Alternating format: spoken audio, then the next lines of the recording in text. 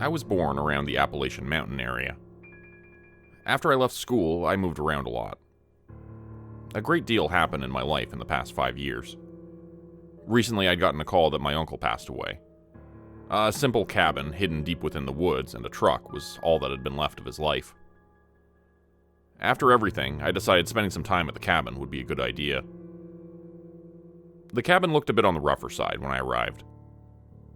My uncle hurt his back and wasn't able to do most of the upkeep for a while. I hadn't been there for years, and it took some time to figure out what I was doing. After 2 weeks, I got the small cabin back in shape. Since I wasn't in a rush to leave, I bought more supplies to stay a bit longer. It felt odd not having a schedule. For so long, my life didn't change from day to day. I was stuck doing the same things at the same time to keep the bills paid. And in an instant, all that changed. Gray, threatening clouds started to roll in while I was fishing. I checked my phone to see what the weather would be like for the rest of the night. It didn't work half the time because I was so deep in the woods. It took 5 minutes for it to load up the information about a nasty storm. Packing up quickly, I booked it back to the cabin. That old building better hold against what was coming. It grew so dark I needed to turn on a lantern in the middle of the day. I made a note of how many unread books I had left and that I needed to pick up new ones when I was in town next. As I cooked an early dinner, the rain started to come down hard. The wind blew, rattling the windows. Thunder rumbled so hard I felt it in the floorboards. This was a night to stay inside, and under some blankets. More lightning flashed, and I glanced outside at the right time. If I had been a second too late, I might have missed something that would change my life. A person was limping along outside, fighting the storm. I rushed to grab my jacket and get my shoes on. The instant I opened the door, I became soaked. It was nearly impossible to see with the rain pouring into my eyes. By some miracle, I spotted the figure again. He looked so damn small out there beside the massive trees that made up the forest. Pushing on, I reached him through the rain. I shouted only to have my voice get carried away by the wind. He struggled a little as I guided him back to the cabin, but we finally got inside, drenched and shaking from the cold. For some reason, he was dressed in a simple robe that appeared to be made of a natural material. He looked young, maybe 16. I fetched a blanket off the couch to wrap it around him. The poor kid shook so hard his teeth chattered. "Where'd you come from?" I asked him. His lips pressed together in a tight line. He refused to say anything. I carefully guided him another step inside, and his legs gave out from under him. A puddle of water formed when the rain dripped off of us. The water looked too dark in the dim light. I soon discovered a fresh, nasty gash on his leg. Since he was so thin, I lifted him up to carry him over to the couch. I did try calling for help, but my phone didn't connect. Then I did my best to treat the wound with the supplies I had. Where had he come from? Was there a weird cult in the middle of the woods? It wasn't as if that sort of thing hadn't happened before. From how rattled he looked, I decided not to press him for answers. "Stay here for the night. If I make you uncomfortable, I can sleep in the truck," I said after I wrapped his leg. I stood up and his hand flew out to take mine. He shook his head, but hadn't spoken yet. Gray eyes begged me not to go outside. I promised I wouldn't leave him. He needed some dry clothing. Some oversized sweaters and sweatpants would need to be good for now. I didn't sleep well that night. The cabin had 3 rooms. A main room, a bedroom, and a bathroom. I let him sleep in the bedroom as I took the couch. Ideas of where that kid came from and what happened rolled around in my brain all night. I wouldn't get any answers until he decided to tell me. The storm finally died down before dawn. I passed out for a few hours, feeling more tired after I woke up. The first thing I did was knock on the bedroom door to see how he was doing. When no answer came, I opened it a crack. The bed appeared slept in but empty. He wasn't in the bathroom, so did he run off? Fear raced through my stomach until I opened the cabin door to see the boy from the night before outside stretching. At least his leg looked to be alright. "How are you feeling?" I asked. not expecting to get an answer. "Better," he responded, in a deeper voice that didn't match his face. "Do you want to head into town for a real doctor to look over your leg?" I said, and he shook his head. "No, it'll heal on its own. The cut looked worse than it is." He pulled up the pant leg to show off the long cut along his leg. I must have been seeing things the night before. I could have sworn it was twice as long a few hours before. "What's your name?" "I'm Dean." Again, I wasn't expecting him to answer, and yet he did. "I'm Hemlock." Yep, with a name like that, he was definitely a part of a weird cult that lived in the woods. Would I need to kidnap a random kid to get him away from an abusive family? "Do you live out here?" I said, a bit suspicious. "Yes, I'm part of a small family that has lived in the mountains for years. There are a few different families around here. A fight broke out, and, well, that's how my leg was hurt. I'm sure the issue's been resolved." I crossed my arms, not liking what I was hearing. My uncle never said anything about other people living near his cabin. How far out were they? How many people? I knew it wasn't my place to look down on how people lived just because it was different, but I worried about any issues that kind of lifestyle might bring. You don't have like a main leader claiming the end of the world is going to happen and takes like 10 wives, right? I suggested, hoping being so upfront wouldn't scare him away. The kid laughed, which put me a bit more at ease. "Who would ever need 10 wives? Isn't one when you're ready enough?" At least that reaction made me think there was a chance Hemlock was doing all right in the woods. Then again, his name was Hemlock. Unless I saw how he was living, I wouldn't be certain if he was safe or not. I nudged at the dirt, wondering if it was my place to stick my nose into his business. "Where do you live? When your leg's a bit better, I can drive you there." I nodded towards the rusted truck my uncle had left. Hemlock chewed his cheek, unsure of my offer. He shook his head, trying to think of a polite way to refuse. "We would need to walk. It's far into the forest, and there are no roads. I'll be fine to return on my own. I would like to do something to repay you for your help, though." I shook my head, but it didn't look as if he would accept the lack of repayment. I thought for a minute, wondering if there was anything I could ask him to do. "Let's go fishing today." It was an easy chore that would keep him off his injured leg. I had 2 rods, so we didn't need to share. After collecting the gear, we walked down to the lake as a chilly wind blew. It cooled down a lot from the rain. The path had become so muddy, I was having issues with getting my boots stuck. Hemlock walked barefoot. Even with an injured leg, he didn't have any issues getting stuck in the mud. We found a good spot by the lake to get set up. I needed to show him how to bait the hook and explain what the bobber and weight did. Apparently his family just caught fish with their bare hands. He was going to do the same, but I told him it wasn't a good idea to get lake water in his open wound. I wanted to talk a little, but found it hard to get a conversation going. "How old are you, like high school age?" When he gave me a blank stare, I elaborated. 16? Younger? "I'm an adult," he said, sounding offended. "Not to me." We got distracted by a bite from a fish. It turned out to be too small, so it got tossed back. I caught Hemlock watching me as if he wanted to ask a question. When he noticed he had been caught, he opened up about what was on his mind. "Only parents think I'm younger than I am. And you've seemed very protective of me. Do you have any children?" he cautiously asked. "A son, a few years younger than you." Hemlock's face lit up. He half expected to see another kid his age appear at any moment. I bet he easily made friends. "Will he be spending any time at your cabin?" "No, he's with his mother," I replied, hating how cold my tone sounded. Hemlock knew to drop the subject and felt awkward bringing the whole thing up. He made things better between us by snatching a fish who had foolishly gotten too close to the edge of the lake. By lunchtime, we had enough fish for dinner. I'd caught 2, while Hemlock caught 6 by baiting the water and grabbing victims before they knew it was coming. I insisted he stay for dinner.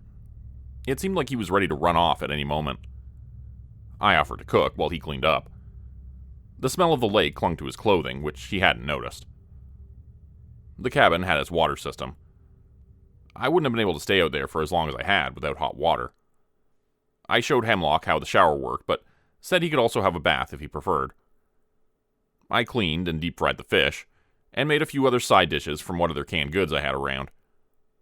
My guest came out of the bathroom dressed in more borrowed clothing, his cheeks still red from the hot water. The soap smelled too strong for me to use. Hot water is such a nice treat. It's such a hassle building a fire to warm up water that we don't even bother doing it very often. My eyes narrowed at him after I set down a plate of hot food. Was it healthy to take cold baths all the time? Maybe I did need to see what kind of place he was living in. Hemlock dug into his food, unaware of what he had just admitted. For a small guy, he ate a lot. Having a full stomach and a bath knocked him out. I cleaned the dishes as he slowly drifted off on the couch, promising to get up soon to help me clean up. I had planned on letting him sleep through the night and then making sure he got home safely the next day. Sometimes things just don't work out the way you want them to. It had gotten dark when Hemlock started to stir in his sleep. A noise came from outside. It was as if someone was walking just in front of the cabin. But there shouldn't be anyone outside in the dark. I grabbed the rifle next to the door and stopped to listen. The gun had belonged to my uncle, and I hadn't fired it before. I knew it was still loaded from when he had been alive, but I hadn't found any spare ammo in the cabin. A soft knock came. I tensed as I started to reach for the doorknob, the gun in my other hand. If the person wanted to cause trouble, I was positive I could deal with it. "Don't!" Hemlock shouted from the couch. I just turned the doorknob when he spoke up. The wooden door exploded inwards, knocking my body back a few feet. My entire body hurt as stars danced through the darkness. My head slammed against the wooden door, stunning me for a full minute. I climbed out from under the door, rifle still in hand, but my body refused to stand. Two strangers were inside the cabin. They were dressed in sewn-together dirty rags. Their bodies were tall and bone-thin. One had a hand with long fingers wrapped around Hemlock's arm to start dragging him towards the open doorway. "Let go of him," I said through gritted teeth and raised the rifle. The one man turned his head to show a long grin. His mouth appeared unnaturally thin. His dark eyes were set into a skull-like face. "Oh, how cute. Let's take this one too," he said in a raspy voice. "No, you know the deal. We do not involve outsiders," Hemlock nearly begged. The man fully turned around to face me, his movements stiff as if a corpse had started to walk. "He sheltered you. He is no longer an outsider," the stranger pointed out. I didn't care about what they were talking about. I just needed to get these two the hell out of my cabin. "He has a family. If he goes missing..." Again, Hemlock was on my side. Both the men laughed. The sound chilled my spine and caused fear to run through my body. The taller of the two of them looked over at me. The dark eyes saw something no human should be able to. "No, he doesn't." The shorter one spoke in such a wispy voice I could barely understand the words. Then he spoke clearly, but not in his voice. No. The voice of my wife came from him. "I'm going to my sister's for the weekend. I'm taking Pumpkin with me. Call me when you're done work." That's what she said in her last voicemail to me. How did they know that? Did they somehow get to my phone while I was at the cabin to hear it? When the taller one spoke, it said something no one should ever know. "Mom's going to take me for driving practice after school. We might be..." I pulled the trigger before he finished speaking. I just couldn't bear to hear my son's voice coming from that creature's mouth. My hands trembled too much for the shot to hit. I couldn't even focus enough to see if I could use the gun again. My stomach turned from guilt to rage. How did they know what to say? And how did they sound exactly like the people they've never met before? Both cackled, enjoying my pain as Hemlock's face fell. A clawed hand reached around to take his face under his chin to painfully lift it upwards. "Look at what you did. You let a human get involved with us. Now we must eat him. Not only that, But you got your silly father killed by attacking us first. His eyes widened, unaware of if the creature was lying about his father's death. I looked around, trying to see if there was a weapon I could use. The rifle was useless, aside from being a blunt object. I needed to get us the hell out of here. I no longer cared about who these two were. The important thing now was getting away. You're lying. You attacked us. We only defended ourselves. Our tribe has abided by the agreement since it was made. Why would we ever go against it? He protested, sounding like the scared kid he looked like. After you're dead, then it'll be our word as proof. The winter was very hard on us. I fear the next one shall kill more of your kind. So be a good little boy and don't fight in the same way your father did. We don't want to damage such a nice coat a second time. That was enough to get Hemlock to fight back. A set of fangs appeared in his mouth as a deep growl rumbled through the cabin. He bit down hard on the hand that had held his chin. While those three were distracted, I rushed over to the other side of the room to grab the longest knife I could find. The taller man closed the distance between us in 3 steps. I turned on my heel to plunge the knife right through his body. To my sheer horror, it didn't even slow him down. His long fingers easily tore through my shirt to dig into my stomach. Pain rippled through my body as I struggled to keep a scream down. I found another knife to try and stab it into his eyes. I missed and hit his neck instead. The blade poked out clear through to the other side, with black blood pooling from the wound. The creature's eyes grew darker, and its mouth widened to its ears. With ease, he tore open my flesh, his hand reaching inside to grab whatever it could. I screamed then, unable to deal with the pain and horror of the situation. For a moment, I thought I was going to die from this thing ripping out my guts. Another scream came from the cabin, but it wasn't me. The other creature started running towards the door with black blood spilling from where its arm should be. He was tackled to the ground as sharp teeth found his neck.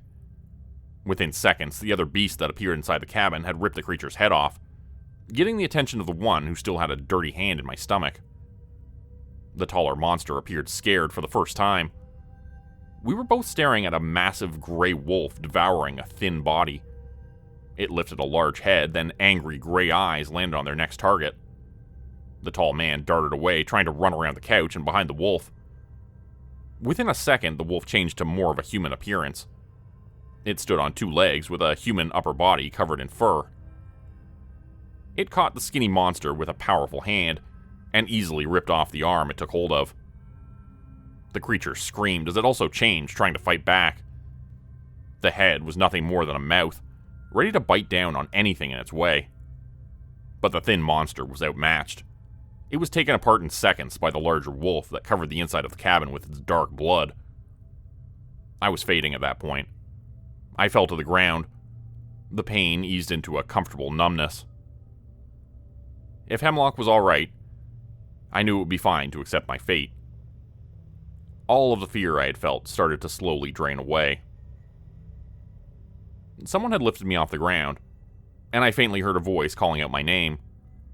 I forced my eyes open to see a blurry vision of the boy I found in a storm. His eyes were wet with tears. My brain didn't understand his words, but I knew he was asking something. I closed my eyes again, considering what I should do. A second ago, I was ready to go back to my wife and son. After seeing him, I knew I needed to stay around for a little while longer. Using the last of my strength, I agreed to what he asked. Then, a set of teeth came down on my shoulder, causing a new wave of hot pain to flash through my body. I fell into a deep sleep, as something came flooding into my bloodstream. It was uncomfortable, and I feared who I would become when I woke up again.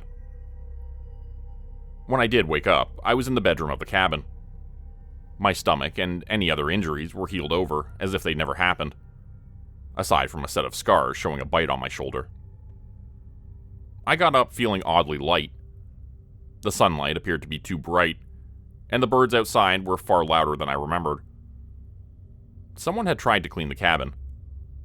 Dark blood still stained the wood, but the bodies had been removed. Hemlock waited for me outside, wearing more borrowed clothing and appearing almost remorseful. This wasn't your fault, I told him, to make sure to get that out of the way first. It was. I should have never entered the cabin with you. I believed in my father's strength and was positive he would win against our attackers. There were 10 of them. He stayed behind to let me get away. He sounded so guilty it hurt.